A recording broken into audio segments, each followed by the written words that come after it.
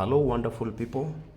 Welcome back to our lessons, and thank you very much for following Smart Learners Studio since the time we came up with this institution. Thank you for your subscriptions. If you are new here, please subscribe to Smart Learners Studio and make sure you share the link to your friends. We agreed that we will do our best to ensure that your academic excellence is never ever jeopardized. Before I forget, and before we continue with our lesson today, I wish you a very, very happy new year full of prosperity. Our channel is getting to the next level, and you are the reason why we are leading. Today's lesson is very interesting. We're dealing with a strand in Form 1 biology, that is nutrition in animals. And more specifically, we shall do digestion in animals. And in digestion in animals, we shall dig deeper into discussing about digestion in the mouth. Remember, digestion is one process that is very important in as far as nutrition is concerned. And don't forget that food is only important after it has been digested. That means it has to be ingested. So there is ingestion. Ingestion is introduction of food.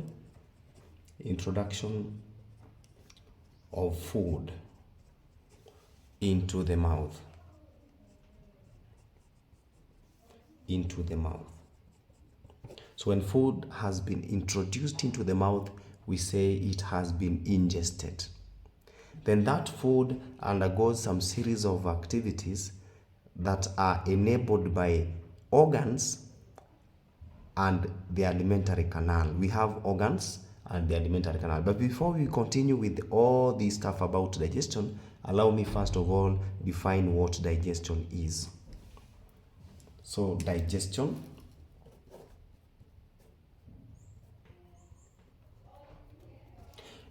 is the process by which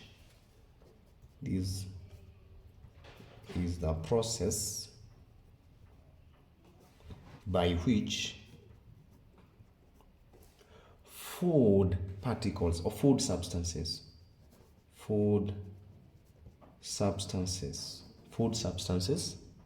are broken down,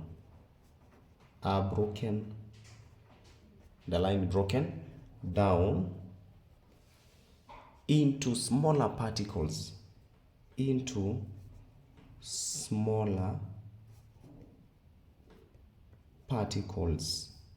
smaller for what purpose? That can easily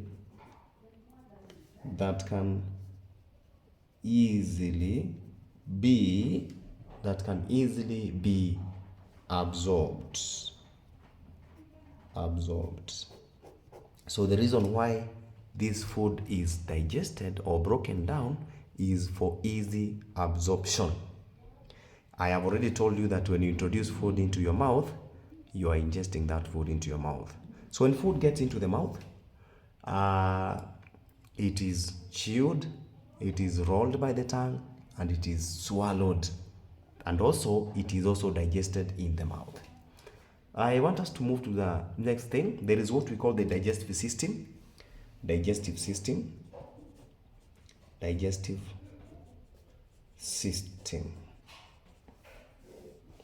This is made up of alimentary canal. The alimentary canal,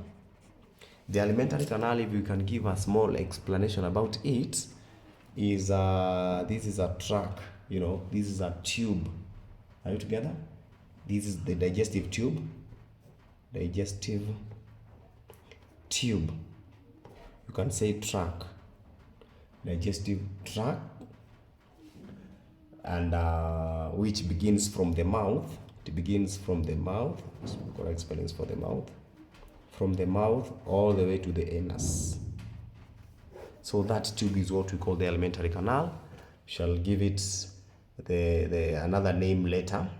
And then number 2, we also have in the digestive system, we have other associated organs. associated organs that also play a role in digestion. And these organs we can list two. We can give the liver, and also there's another one called the pancreas. Some people are calling it pancreas. Others will say pancreas, but in biology, remember, it is the correct spellings that gives you a mark. So the digestive system is made up of alimentary canal and of course the associated organs. We have two functions of digestive system. Functions of digestive system. Functions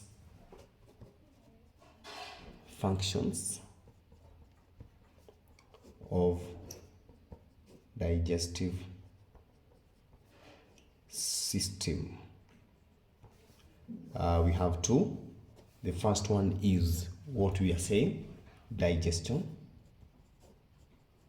which we have defined as the process of breakdown of food substances into smaller particles for easy absorption. Then the function number two is absorption. Digestion will take place in the following parts. We will have it take place in the mouth. That is where it begins, and that is what we are going to discuss in this lesson. It will take place in the stomach and also in the small intestines.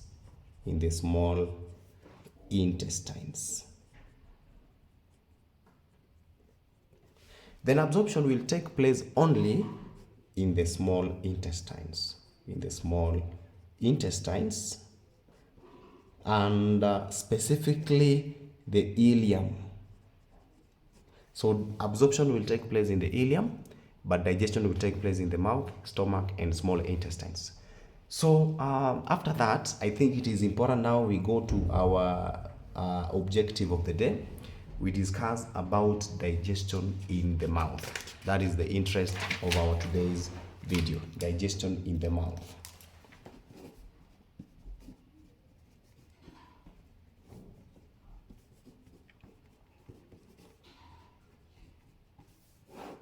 Digestion in the mouth.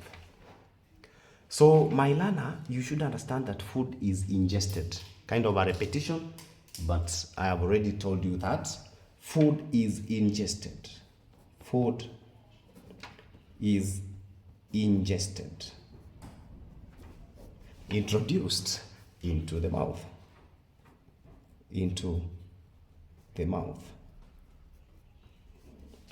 After that, that food is chewed. The food is chewed. So the process of chewing begins. And this chewing is done by the teeth. Don't forget, we have a scientific name for chewing, terminology for chewing, what we call mastication. Mastication is the chewing of food, or we can as well call it mechanical breakdown of food into small particles.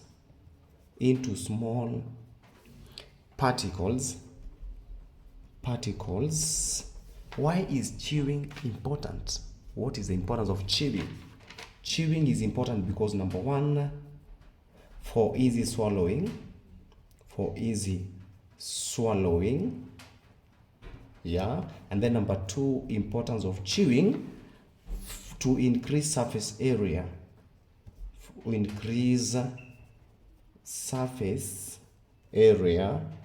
for digestion.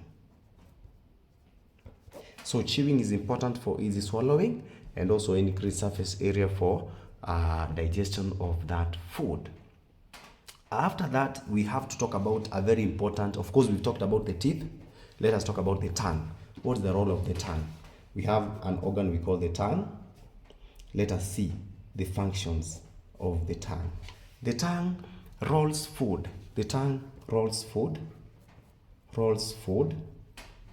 And also mixes it with saliva. Mixes food with saliva. saliva. We will understand the importance of all these. The tongue also, at some point, has a gland that produces saliva. So before I go talk about anything else, let us talk about saliva and the importance of saliva. Saliva has the following components. Saliva has water. It has water. It has 3 components. Saliva also has what we call mucus. And thirdly, saliva contains an enzyme called amylase. Some people will say amylase or amylase, whichever way, but the correct spellings are the most important things here. This enzyme is also called thialin. This is an enzyme that will look at its function. So water softens food. Yeah. Then mucus lubricates food. Lubrication is for easy swallowing.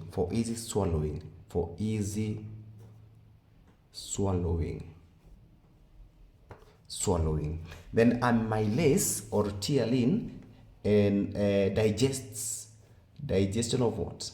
Digestion of starch.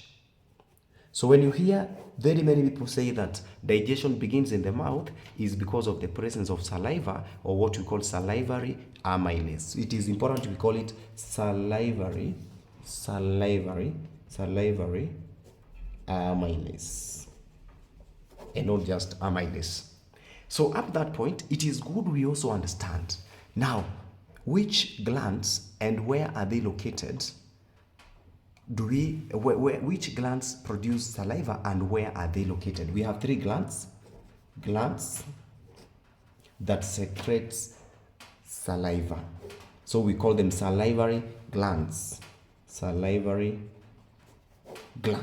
first one is called parotid. The second one is called sublingual, and the third one is submandibular.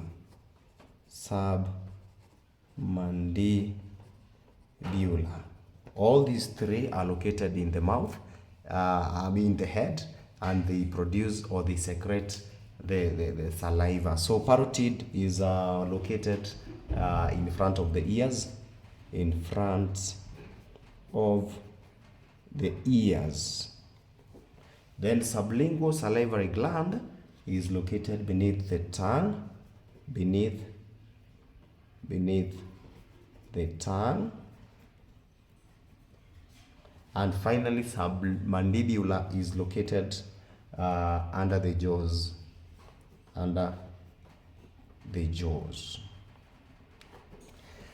We have talked about the salivary glands and we have talked about the components of saliva. Let us now talk about what happens to the food once it has been chewed and of course mixed with saliva.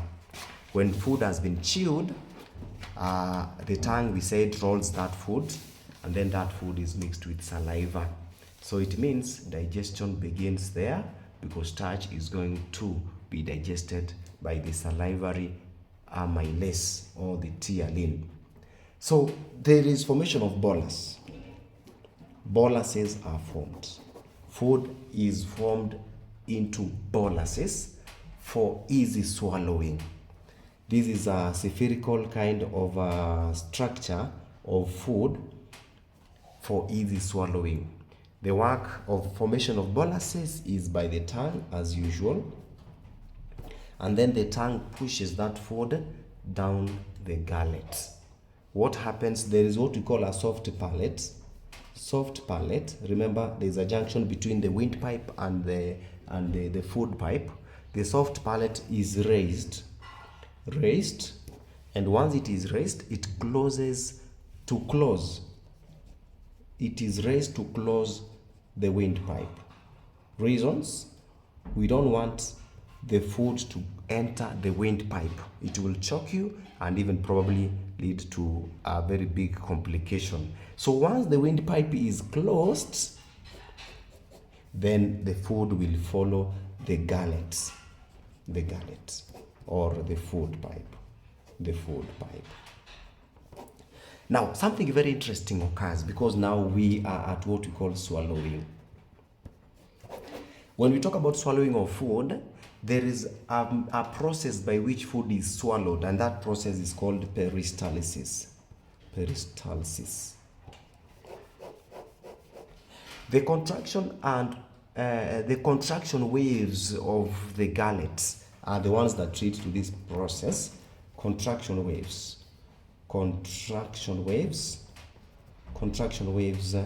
of the muscles of the gullet. The gullet is the food pipe, as we've already said here, is what leads to peristalsis. So this will happen rhythmically.